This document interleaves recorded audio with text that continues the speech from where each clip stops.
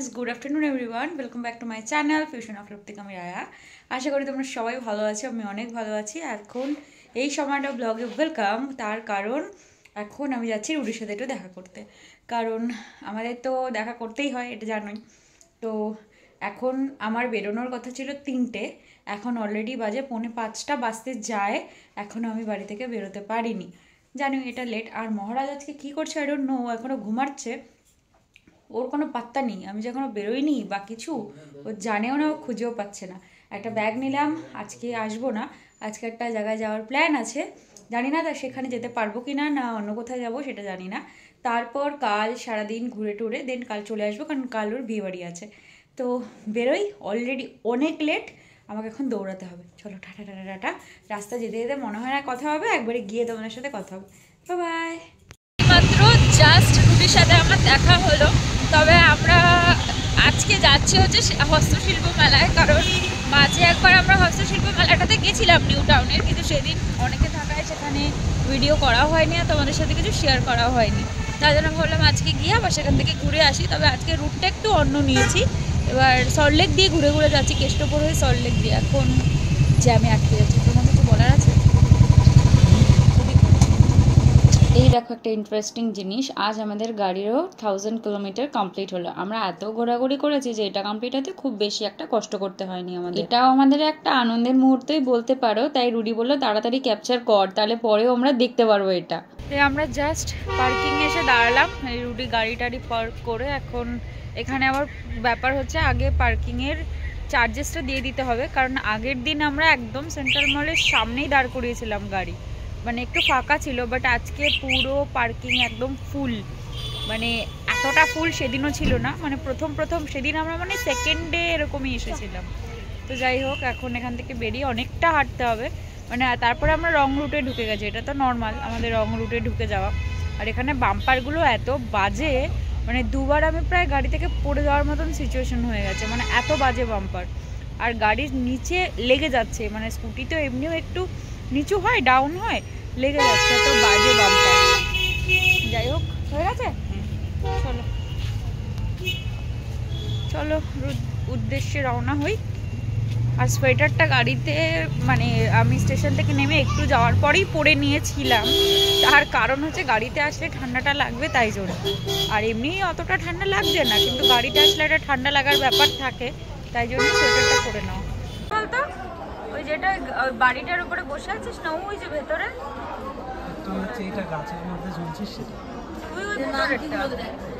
আর তুই যে তোর ছেলে পুলে, এটা আমাদেরই বংশধর, মানে আমরাই আছি এখানে, আমাদের জেনারেশন আছে এখানে।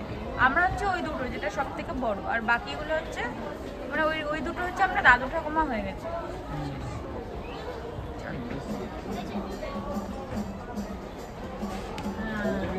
চলো সমস্ত পেইন্টগুলো তোমাদের একবার ঘুরে ঘুরে দেখিয়ে দিই। সবার হাতের কাজ, এত দুর্ধর্ষ কাজ, কোনটা ছেড়ে কোনটাকে দেখাবো, তাই ভাবলাম সবটাই তোমাদের সাথে একবার শেয়ার করে দিই। ওই দেখ, নারকেলের খোলা দিয়ে অ্যান্ড বানিয়েছে রুডি, ওই দেখ। ও মাই গড, কি সুন্দর কনসেপ্টটার জন্যই ওর দামটা কত, 500 টাকা। কিছুই করেনি, কিন্তু নারকেলের যে মুচির ওই ভেতরগুলো, ওগুলো দিয়েই করেছে। আইডিয়াটার দাম 500 টাকা। বাহ, প্রত্যেকটা ফটো ভিডিও না দেখালেই নয় তোমাদের, তাই ভাবলাম তোমাদের সাথে একটু শেয়ার করি, তোমরাও দেখতে পারবে।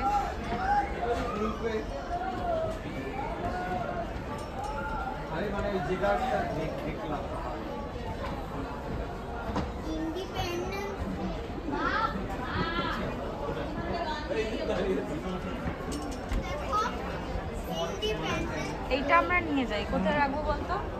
এই যে সোফা সেটটা, আমাদের ব্যালকনির যে ছোট্ট জায়গাটা, তারপরে তো এমনি খুলবে না, ওর মধ্যে এটা রেখে দিই। আর এই ঝাঁটাটা নিয়ে যাই, এটা আমার কাজে লাগবে ইন ফিউচার আফটার ম্যারেজ।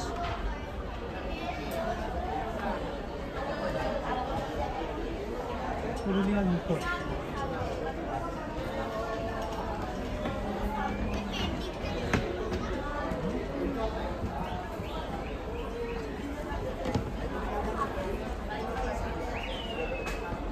ট্রেনটায় করে যদি আমরা হানিমুনে যাই তাহলে কেমন হয় বল দেখি, ভালো হয় নাকি? আমাদের খরচাটাও বেঁচে যাবে।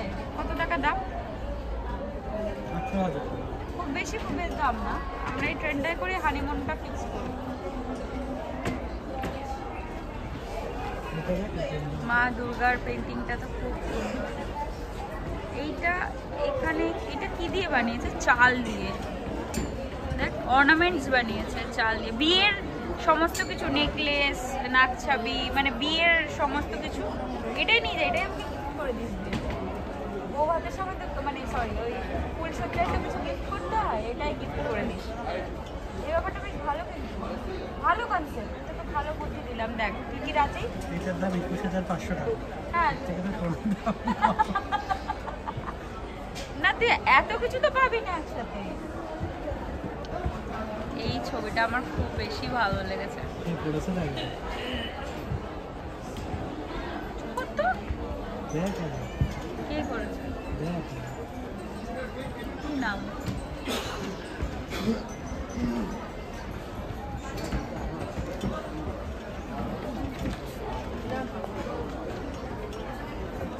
এটা কোনো মনুমেন্ট বানিয়েছে নাকি? মিনার, মিনার, আচ্ছা ফিরোজ মিনার।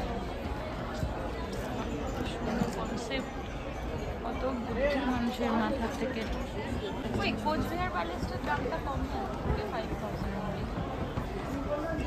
না? এইগুলো নিয়ে যেতে পারি, এই যে এইগুলো, ওইগুলো নিতে পারি বুঝলি? এটা এই ব্যাপারটা কি?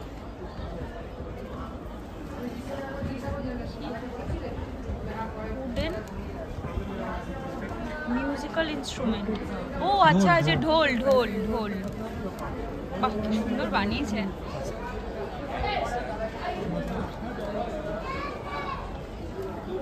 এই এই পার্টি মানে এইটাতে কি আলাদা কিছু আছে মানে পুরোটাতে, যার দাম 7,500 টাকা? এক্সিবিশন তাই বলে 7,500 টাকা? পুরোটা প্রাইস পেয়েছে, সেটা ডিসাইড করছে।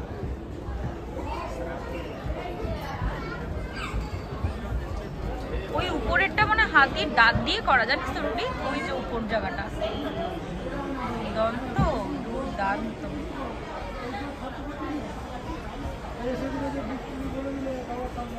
এগুলো কারো গিফটিং, কে কোন কত নম্বর প্রাইজ পেয়েছে সেগুলো লেখা দেখেছিস? কেউ সেকেন্ড প্রাইজ, কেউ ফার্স্ট প্রাইজ।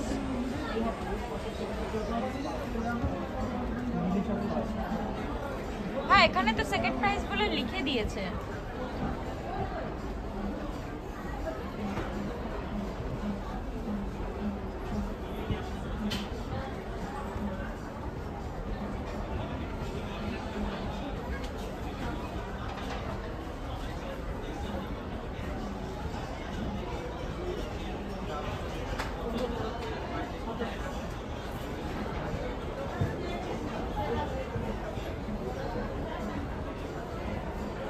মা সরস্বতীটাকে সুন্দর লাগছে, কিন্তু দামটা বড়ই বেশি। অবশ্য যে কাজ করেছে তার আন্দাজে কমই বলতে হবে। এই কাজটা কি নিখুঁত করেছে দেখেছিস?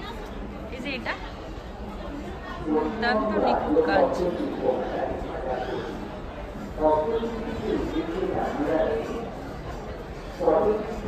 এই দিকটা হচ্ছে ফার্স্ট প্রাইজের সেক্টর।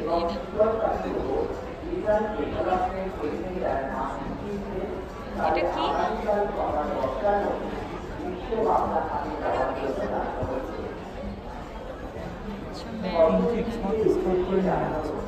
কাকে?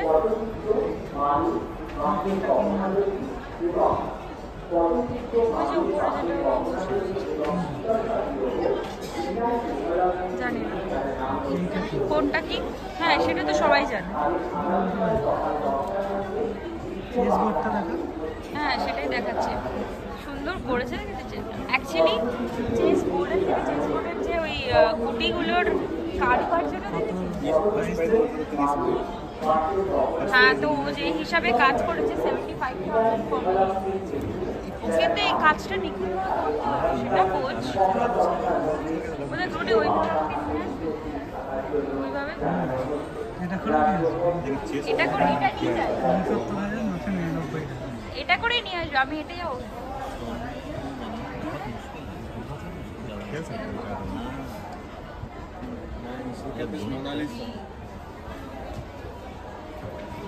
इसका कितना प्राइस? 25,000। नाइस। এইটা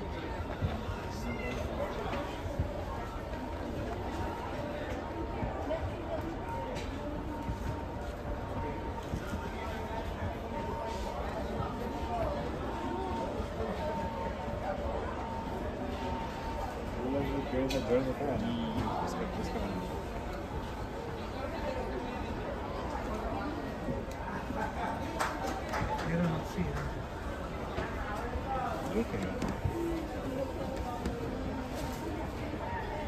আমরা এখন এসেছি খাওয়ার সেক্টরটাতে, কারণ মেলায় আসবো আর কিছু খাবো না সেটা একদমই বাজে ব্যাপার।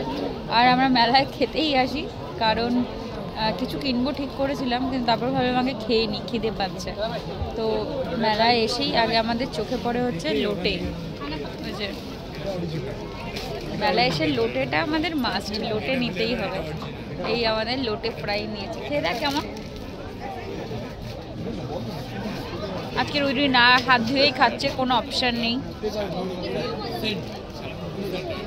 গরম গরম ঠান্ডা অ্যাকচুয়ালি একদম এক্ষুনি ফ্রাই করে দিয়েছে, তাহলে গরম তো হবেই।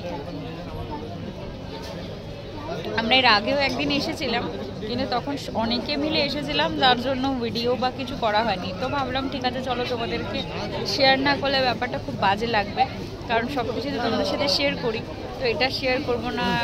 তুই খেয়ে দেখ আগে কেমন হয়েছে।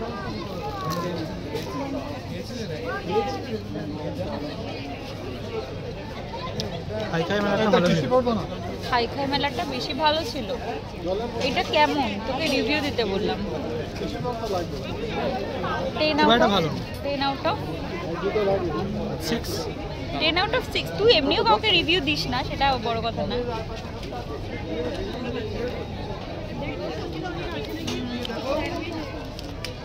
লোটে মাছের এটা দেখ, এটা পুরো পুর লোটে হ্যাঁ, মাছের একটু একটুখানি ওখানে পুরো কোডিংটাই লোটে মাছের ছিল, মানে পুরোটাই লোটে মাছ ছিল। এটাই। যাই হোক, মেলা এর থেকে ভালো পাওয়া যায় না, তবে ওইখানে মেলাটা একটু বেশি ভালো ছিল। আগা খেয়ে নিয়েছো। কাউন্টার শেষ করে খাওয়া দাওয়া, লোটে খাওয়া শেষ করে এখন এসেছি এই দোকানে, পাশের দোকানটাতে। এখান থেকে নেব ভেটকি, গন্ধরাজ ভেটকি ফ্রাই। একটা কিছু খেয়ে বাড়ি চলে যাবো সেরকম মেন্টালিটির মানুষ তো আমরা দুজনের কেউ না। আর আজকের ডেটা মানে একটা দিন করে বা দুটো দিন করে সপ্তাহে আমার ওটা চিট ডে থাকে, মানে এটা চিট ডে আমি নিজে নিজে করে নিয়েছি, কিছু করার নেই, কারণ বাইরে বেরিয়ে না খেয়ে কী করে থাকবো, এটা অপশান নেই। যাই হোক, খেতেই হবে। তার জন্য এই গন্ধরাজ ভেটকি ফ্রাইটা নেওয়া হলো, কারণ গন্ধরাজ বাটার ফ্রাই আর ভেটকি মানে গন্ধরাজ নর্মাল ফ্রাইটার মধ্যে একটা প্রবলেম আছে, ওই ফ্রাইটা একটু বড় দেখতে আর এটা একটু নর্মাল ছোট দেখতে, তাই জন্য রুডির ওইটার দিকেই চোখটা যাচ্ছে না। তো আমি বললাম ঠিক আছে চলো ওটাই নেওয়া যাক, দুটোই গন্ধরাজি আর এটা ভেটকিরই কাউন্টার। তবে আমরা আগের দিন যখন এসেছিলাম এত কাউন্টার ছিল না, মানে এত প্রাইসের কাউন্টার ছিল না। আর মিষ্টির কাউন্টারে তো আমরা যাবোই না, কারণ মিষ্টিটা আমরা পুরোই অ্যাভয়েড করবো। তুই কিছু পিঠে পিঠে খাবি, পুরোই অ্যাভয়েড যাবোই না, তাই জন্য আমাদের এই প্রাইস আইটেমই ভরসা।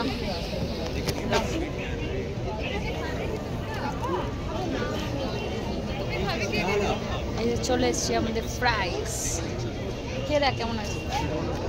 কাঠুর দিকে একটু কিপ্টের মতন দিয়েছে কেন, বুঝতে পারবি না এখন, সদ্য গরম বেঁচে। আসলে দুটো দে, আমাকে হেলমেটগুলো দিয়ে দে। কেমন লাগলো? ভালো না? একদম বাজে? একদমই? সিরিয়াসলি? ঠিকঠাক, খুব ভালো না। গন্ধরাজ কই? গন্ধরাজ তো আমি খুঁজে পাচ্ছি না, গন্ধরাজ ভেটকি ফ্রাই।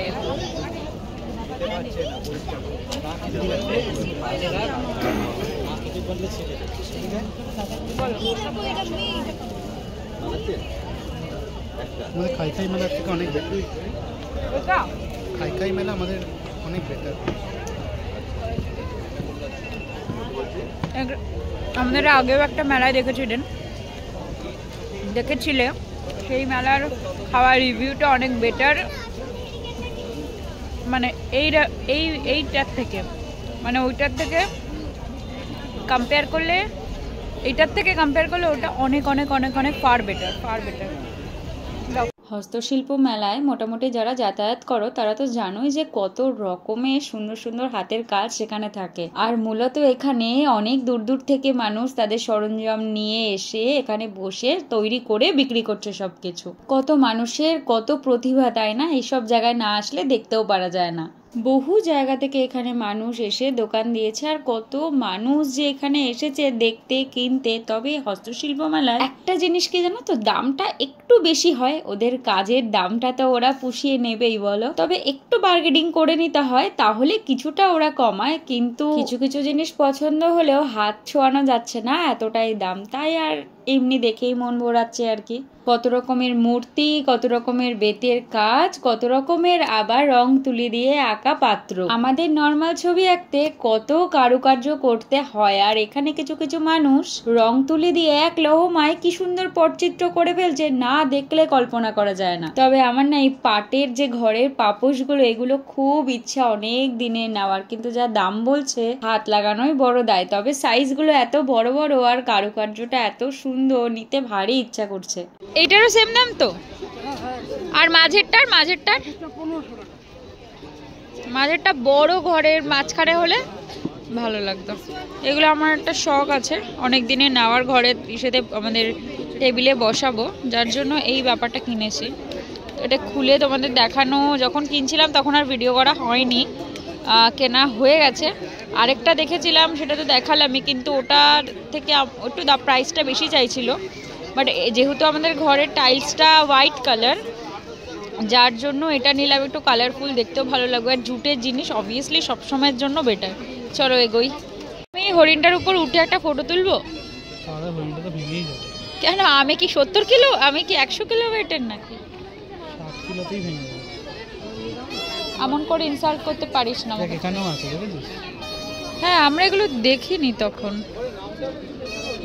শপিং এর দিকে যে আমার সব সময়ের জন্যই নজর থাকে সেটা তো তোমরা জানোই। আর মেলায় এসে এত কিছু দেখে কিছু কিনবো না, খালি হাতে চলে যাব, সেটা আমার মোটেই মন মানতে চাইছে না একদমই। তাই প্রচুর শাড়ি কুর্তির দোকান দেখে একটা জায়গায় এসে ঢুকেই পড়লাম যে কিছু আজকে নিয়েই যাব। এই ওয়ান পিসটা আর কয়েকটা কুর্তি আমার খুব পছন্দ হয়েছে, কিন্তু জানি না যে কোনটা নেব, এখনো ঠিক করে উঠতে পারছি না। তবে রুডির জন্য এখান থেকে একটা পাঞ্জাবিও নেব ঠিক করেছি। এই দাদাটাকে জিজ্ঞেস করেছিলাম, এই দাদাটা বললো এই দাদাটার দোকান নাকি শান্তিনিকেতনা সোনাঝুরি হাটের ওখানে। যদি কখনো যাই তাহলে নাকি ওদের সাথে কন্ট্যাক্ট করতে বলেছে, আর ওরা ওদের কার্ডও দিয়ে দিয়েছে আমাকে। এটাই বললো যে ওরা অনলাইনও ডেলিভারি করে সবকিছু। আমি বলে এসেছি কখনো ওখানে গেলে নিশ্চয়ই কন্ট্যাক্ট করব।